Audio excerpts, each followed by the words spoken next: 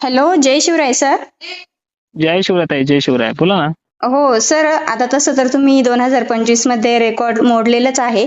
परंतु हम्म, 2026 ची सुरुवात आहे, ती सुद्धा हम्म, अगदी जबरदस्त आहे. आणि हम्म, आमच्याकडच्या शेतकरी बांधवांच्या खूप कमेंट्स आहेत, की हम्म, सरांचे खूप खूप धन्यवाद. कारण काल खूप बऱ्याच भागांमध्ये खूप पाऊस झालेला आहे. म्हणजे जसं की तुम्ही सांगितलं होतं पेंडवणी स्वरूपाचा पाऊस होईल, तर हम्म, तसा झालेला आहे. आणि आमच्या भागामध्ये जास्त कांदे होते. तर त्या हम्म. कांदा पिकाचं जास्त संरक्षण तुमच्या अंदाजामुळे शेतकऱ्यांना करता आलेलं आहे. त्याबद्दल धन्यवाद सर.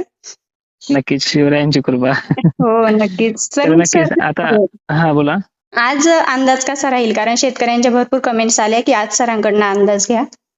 नक्कीच जी काही 10-12% टक्केवारी सांगितली होती हो, त्या हो. पद्धतीनं आणि ज्या पद्धतीने सांगितलं की एखाद दोन ठिकाणी असा अपवाद घडेल की जास्त कमी पाऊस पडेल, तोही झालेला आहे. हो. आणि सगळ्यात महत्वाचं म्हणजे कांदे झाकून ठेवा किंवा आपलं कुठलं पीक पांगलं असं झाकून ठेवा, म्हणजे काय होईल की नुकसान टाळता येईल. हो, आणि हो. दुसरी महत्वाची गोष्ट अशी पण होती तूर काढणाऱ्या शेतकऱ्यांना, हं, हं. की सगळीकडे असं धाक नाही. त्याच्यामुळे एखादा मराठवाडा असेल, विदर्भ असेल, ती घाई करू नका विनाकारण. कारण की तुमच्याकडे ती लेअर मोठ्या प्रमाणात नव्हतीच. एखाद्या हो. ठिकाणी आता अपवाद घडतच असतो. हं, हं. तर आता लक्षात घ्या, आजच्या 14 तारखेला संक्रांतीच्या दिवशी वातावरण हे सक्रिय होणारच आहे.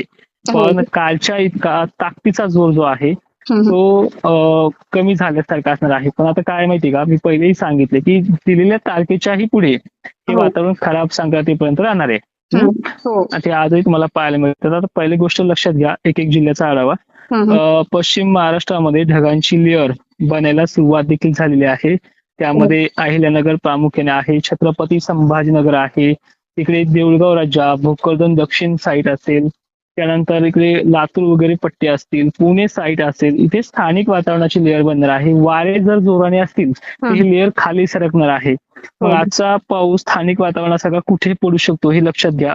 ज्या हं. वेळेस तुमच्या भागामध्ये 3:30च्या पिरेडला ढग दिसतील त्याच भागात हा पाऊस असणार आहे. तो भाग म्हणजे छत्रपती संभाजीनगरचा, वैजापूर, नाशिक तुरळक ठिकाणी, अहिल्यानगर तुरळक ठिकाणी, लातूरमध्ये सुद्धा आज थोडीफार वातावरणाची क्रेज वाढणार आहे. हो. धाराशिव, केज असे भाग आहेत. विदर्भाला धाक नाहीये. म्हणजे अकोला असेल, बुलढाणा असेल, वाशिम असेल, यवतमाळ असेल, गोंदिया, चंद्रपूर असेल, या भागांना धाक नाहीये. हं. आभाळ येणार आहे, थोडेफार शितोळेही तुटतील हो. एखाद्या ठिकाणी. ती गावं काय आपण आता मोजत नाही बसणार. तर हो, अशा हो. प्रकारची पद्धत तिथे तुमच्या भागामध्ये आहे, पण तुम्हाला धाक नाहीये. हं. धाक फक्त थोडाफार आजच्या दिवस कालच्या पेक्षाही जोर कमी होणार आहे. पण एखादा अपवाद आजही घडणारच आहे. अशा प्रकारे जिथे की वाऱ्यासह पाऊस पडला म्हणून त्यामध्ये पश्चिम महाराष्ट्राचा समावेश आपण केलेला आहे. आणि सगळ्यात महत्वाचं हे उद्यापासून कमी होते. हे तुमच्या डोक्याचं टेन्शन कमी होतं. हो. उद्यापासून हे वातावरण कमी होतंय. हा, ढग उगवून निघतच असतात, त्याला घाबरू नका. पण जी पडण्याची क्षमता किंवा नुकसान करण्याची क्षमता आता उद्यापासून कमी होते.